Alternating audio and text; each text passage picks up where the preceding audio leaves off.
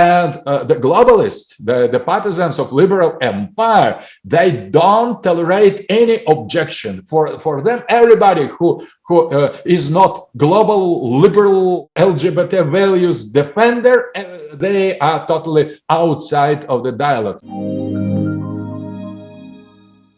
So, what is a civilization? When we talk about convergence of civilization or clash of civilization, civilization, it's several systems of culture that share a cosmology. So in China, there are 56 nations, 56 ethnicities, and somehow they're woven together and they can understand each other. In the Islamic world, you have the Afghans and the Tajiks and the Pashtuns and the Punjabis and the Persians and the Turks and so many different ethnicities and cultures and nationalities, but they're woven together and they understand each other on the basis of their cosmology. Same thing with Russia. There's Moravians and there's Serbians and then there's Russians and so forth. So they're all together. So that nation state is the antithesis of civilization. That it actually uses one ethno-linguistic basis and then casts that upon all of the smaller cultures and bulldozes everything in the name of uniformity, whereas the civilizations promote unity. So if we were to have the unity of civilizations, then one would have to use these older paradigms of resuscitating these respective cosmologies and see which cosmologies talk to each other. And incidentally, all of them talk to each other. Today's modern science would not be possible unless the Chinese transmitted their sciences towards their Western neighbors, which was Muslims, and they also took all of that science from India, from China, and transmitted through Spain and the Balkans to the Western countries, and took their knowledge through the Silk Road, transmitted to the East, and so forth. So that's a very natural process in the civilizations. They partake from each other. There is no exclusive monopoly on knowledge, and hence there is no hegemony on power. So this is Professor Dugin talks about the multipolarity. These two notions are at the bottom of that. Now, the clash of civilization is between anti-civilization and all the civilizations combined. And so that, and then it surfaces in form of, in our opinion, and liberal ideas and fascist ideas. When we say the convergence of civilization, it is very, very important because the older paradigms, West-based paradigms, 200 years old, 100 years old, going back to Westphalia and eventually, coming of age of talking about the nation state is very predatory. And I think that has to be discarded. And Professor Zhang Weiwei's contribution to the Chinese history and political science, which is rise of a civilization state. That is a very important concept for cooperation. And same thing was discussed also by Professor Martin Jakes and my own theory of Muslim world as a system of sub-civilization states. And as Professor Akram mentioned, I describe China as a civilizational state. That is a combination of the world's longest continuous civilization with a super large modern state. It's an amalgamation of hundreds of countries into one of its long history. So with its unique culture, unique traditions, unique political system, and model of development. I also read Vladimir Putin's remark he made at the Vardai Club in the year 2013 that Russia has always evolved as a state civilization, reinforced by the Russian people, Russian language, Russian culture, Russian Orthodox Church. And many Russian scholars, like you, Professor Dugin, all along advocated Russia as a unique civilization. Now, many voices in India, in Iran, in Turkey, and other countries also describe their countries as civilizational state, different from the Western-style nation states. So much so that today, the concept of civilizational state has become a hot topic in the West. And you can see in the eyes of many Western academics and Western policymakers. They think the civilization state is something, or is viewed as something colliding with or opposite to Western liberalism.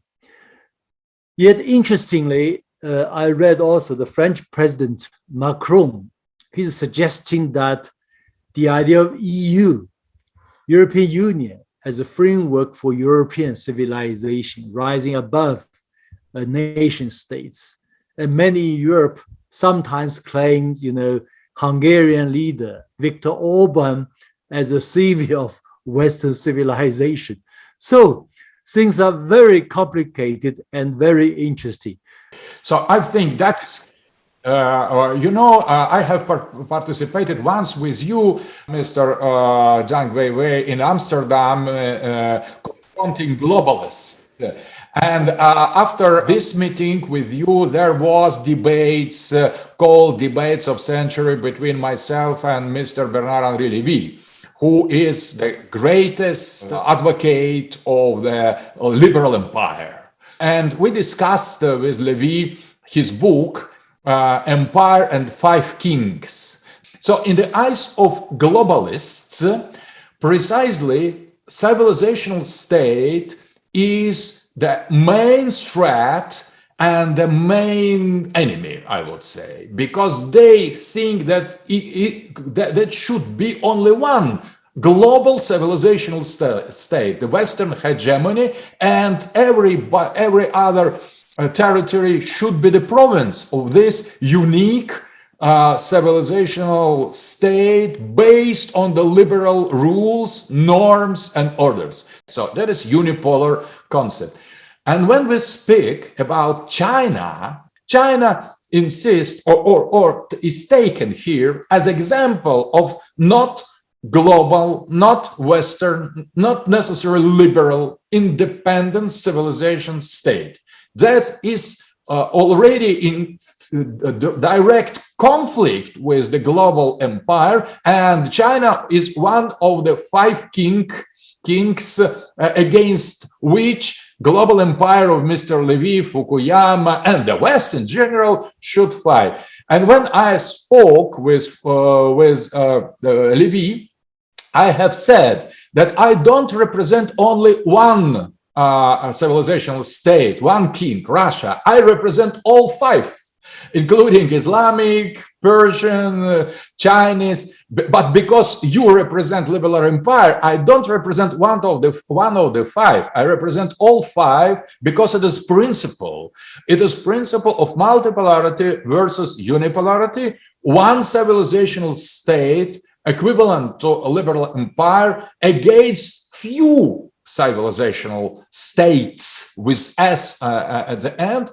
And that is precisely the essence of Eurasianist philosophy, because our Eurasianism of the 20s, 100 years ago, started with declaration that Russia is not national state. Russia is civilization state.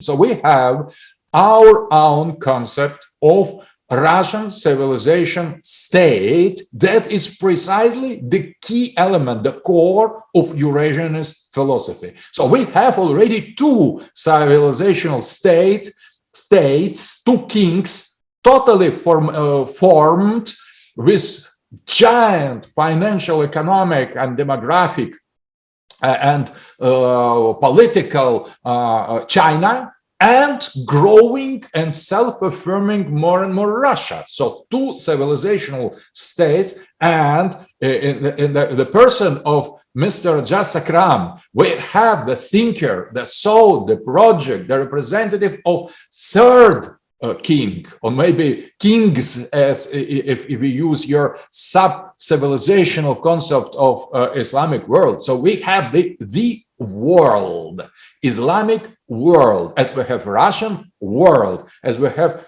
Chinese world, Chinese cosmos, based on totally different cosmology, as you have Mr. Ejaz Akram used the word. We have Russian cosmology, Christian Orthodox. We have Chinese Confucianist, Taoist, socialist, Maoist cosmology. We have Islamic cosmology, and if we affirm such identity of civilizational state for us, we could accept easily Europe as other civilizational state among the other, not as the equivalent of the unique global necessary the hegemonic pattern. So I think we could accept easily with great joy America as civilizational state. So that is kings against empire. We are civilizational states against this global liberal world order. And I think that is precisely what is this war in Ukraine is about. What is maybe approaching, maybe not, who knows, ongoing conflict with Taiwan, because Taiwan is the part of China. Taiwan is a part of civilization state, and all partisans of multipolarity should support in that China. And naturally, globalists who try to impose their own unique decision, they defend the alternative path. So that will continue. And we are open for multiplicity, for democracy, for different opinion. We respect those who think otherwise than us. And the globalists, the partisans of liberal empire, they don't tolerate any objection. For them, everybody who is not global liberal LGBT values defender, they are totally outside of the dialogue. So that is, as Mr. Ejaz Akram has said, that is a fascism, liberal fascism. They don't, zero tolerance, cancel culture, destruction, deplatforming, killing everybody who is against global empire. That is pure racist and Nazi attitude of modern liberal globalism. And China and Russia and Islamic thinkers, we give the testimony of real tolerance. So I think the civilization state is the key concept to understand what is going on the global level in the contemporary world. I think the nation state has, as a concept, has run out of steam. A country's soft power can never come out of nation state as such. Imagine that Chinese soft power could only come out of post-1949 experience. That would be a great injustice to entire 5,000 years of Chinese heritage. Same thing with Russia or my own country, Pakistan, which is an amalgamation of four large nationalities and a few smaller ones. And it's a landmass where two great civilizations met. One was the Persian Islamic one, and second was the Vedic Hindu civilization that met on this land. So it actually narrows down the spirit and the contribution of humanity to much smaller size than what it actually belongs. Now that we know that the idea of nation state is out of steam, even the West is looking at toying with the idea of civilization state, but for its own good. It wants to continue its hegemony, and it wants to see how we can actually utilize and hijack this nation of civilization state so that it comes to the service of Western hegemony. There are forces that control the West. And so they may be toying with that idea. Similar to the environmental cause, that liberal modernism produces a certain paradigm of modernization which had bad relationship with the biophysical limits of the globe. But very soon we see that all of the politics of, whether it's emissions and so forth, and regimes that are environment related in the United Nations or other bodies, Paris Accord, Copenhagen Accord, and so forth, they're all talking about the environment. So they have co-opted that in and then utilizes as an instrument and as a tool of great power politics. So I suspect, I may be wrong, but I suspect that the Western interest in civilization state is actually a civilizational one. I suspect that their interest in the philosophy of civilization state is rather instrumental one. And that will remain to be seen as the history unfolds. We'll get an answer to that.